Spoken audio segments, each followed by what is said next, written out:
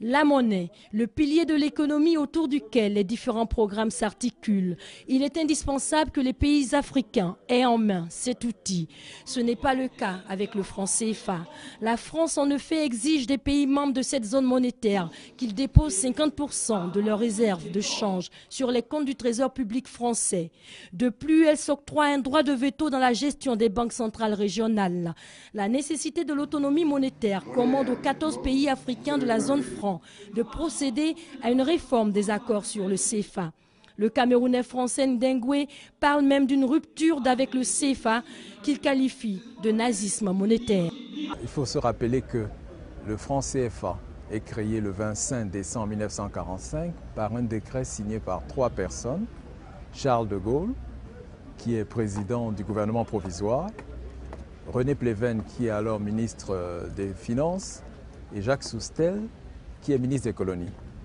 Alors depuis 1945 jusqu'à aujourd'hui, nous pouvons faire un bilan. Si le système marchait, on le saurait. Si le système permettait la convergence des niveaux de vie et des niveaux de richesse entre la Côte d'Ivoire et la France, ça se saurait. Or, nous voyons qu'il y a un très très grand écart. Le PNB par habitant de la Côte d'Ivoire est autour de 1650 $. Et en France, il est environ de 44 000 $. Donc on a à peu près un facteur multiplicatif de 27. On peut se poser alors la question, à qui a bénéficié la zone franc? Et est-ce que c'est à la Côte d'Ivoire et aux Africains ou bien c'est à la France?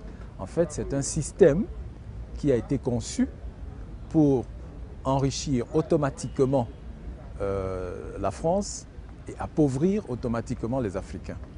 Et ceci n'est pas surprenant parce que si on voit à l'essence du système de la zone franc, on voit, comme l'a écrit d'ailleurs un économiste ivoirien, le professeur Nicolas Beau, dans son livre Le franc CFA et l'euro contre l'Afrique, on voit donc qu'il y a une origine nazie du franc CFA. C'est du nazisme monétaire parce que l'Allemagne a occupé la France et l'Allemagne a occupé la France et ce n'était pas seulement une occupation militaire, il y avait une occupation monétaire.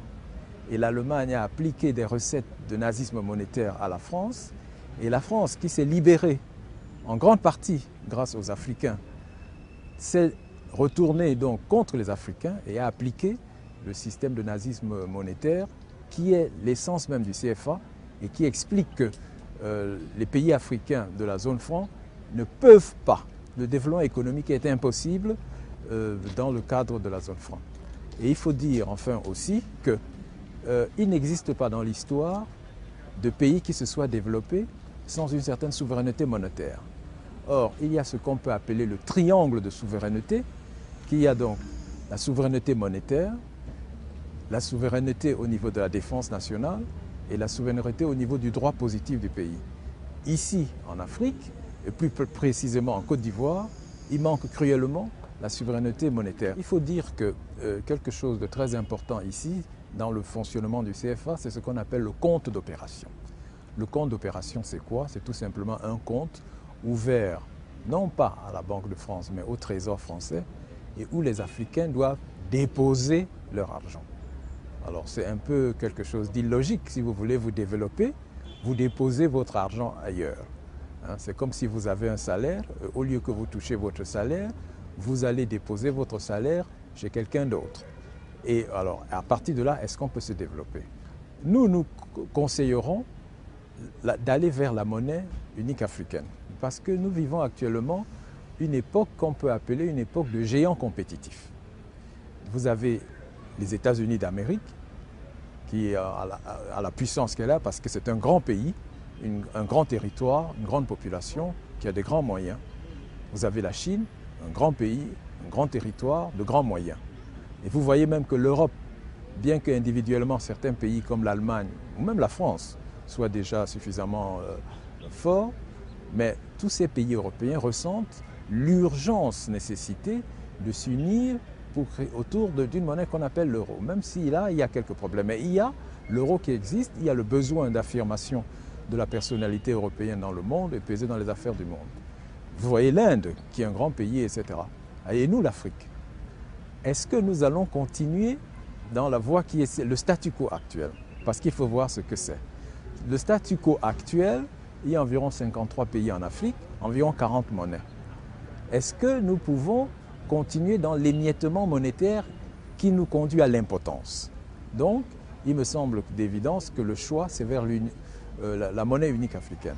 Mais le dire, peut-être pose encore plus de questions que ne résout, parce qu'il faut une méthodologie pour aller vers cette monnaie. Il faut une approche qui soit voulue par la population. C'est pour ça que je suggère la voie référendaire et la voie du Parlement. Toutes les monnaies à l'heure actuelle ne sont que du papier. Que ce soit le dollar, l'euro, le yen. Depuis que le président Nixon, le 15 août 1971, a coupé le lien entre le dollar et l'or, toutes les monnaies reposent sur du vent, sur du néant. Et c'est d'ailleurs ce qui explique en partie la crise actuelle. C'est-à-dire que les États, les banques centrales ont le pouvoir de créer de l'argent à partir du vent, de l'illusion. Nous disons que c'est un danger et la crise actuelle le prouve. C'est une crise aussi des monnaies papier. Or, nous disons aux Africains, vous pouvez asseoir votre monnaie sur un certain nombre de biens et de services que nous appelons des biens et des services souverainisés. On pense tout de suite à l'or, par exemple, l'Afrique est riche en or, on pense aux ressources naturelles, le pétrole, et on oublie parfois, mais on peut bâtir la monnaie sur même des ressources agricoles, le manioc, etc., etc. Et même les services, pourquoi pas, les cours de mathématiques. Donc, en basant cette monnaie sur des ressources et sur des biens et des services souverainisés, quand on dit souverainisé, c'est qu'est-ce que ça veut dire? Ça veut dire tout simplement que si c'est le Parlement qui décide, et c'est le Parlement qui doit décider en histoire, en affaires monétaires, pas dans la gestion courante, mais les questions de fond doivent être débattues et décidées par le Parlement, et ceci peut se faire avec les parlements des pays. Hein? Ça peut se faire avec les parlements des pays. Et c'est comme ça que l'on va aller vers une monnaie qui sera au service des objectifs de développement, parce qu'on est bien obligé de voir que le franc CFA est un échec cuisant, du moins pour les Africains. Parce que pour la France, c'est une poule aux œufs d'or qui lui apporte énormément de recettes sans travail. Vous restez là, quelqu'un vient vous apporter de l'argent en compte d'opération, c'est-à-dire que quand vous vendez à l'extérieur, vous récoltez des dollars, vous récoltez, au lieu que vous reveniez directement en Côte d'Ivoire avec, vous déposez en France. Et la France fait les conversions. Et la France ne fait aucun effort pour cela.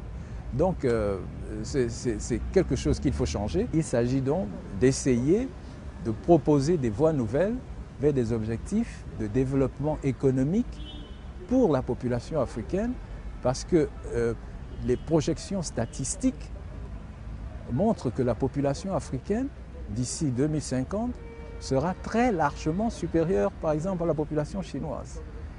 Les gens croient que la Chine, les Chinois viennent en Afrique, mais à l'horizon 2050, d'après les statistiques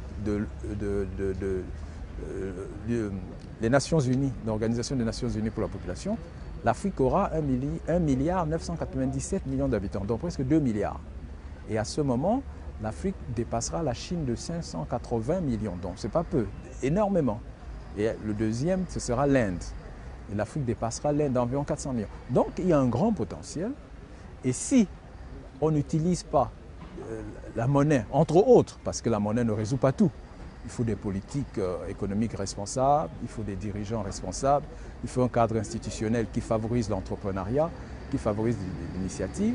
Si on n'utilise pas tous ces instruments pour construire un cadre propice au développement économique, figurez-vous que ces 2 milliards de personnes, nous aurons en grande majorité, ce sera la population la plus jeune du monde, si on n'a pas de travail, si elle n'est pas formée, nous avons le risque d'aller vers le chaos en Afrique. Ce qui se passe en Somalie aujourd'hui, malheureusement depuis quelques décennies, peut se généraliser à l'Afrique. Aucun pays africain n'est à l'abri. Nos frères somaliens ne sont pas différents de nous.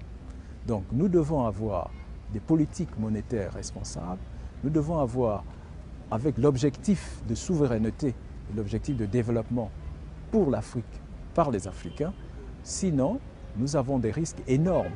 et des risques économiques et des risques sociaux énormes à résoudre. Mais l'Afrique a les moyens, l'Afrique vient de loin, l'Afrique peut réussir sur ce chemin.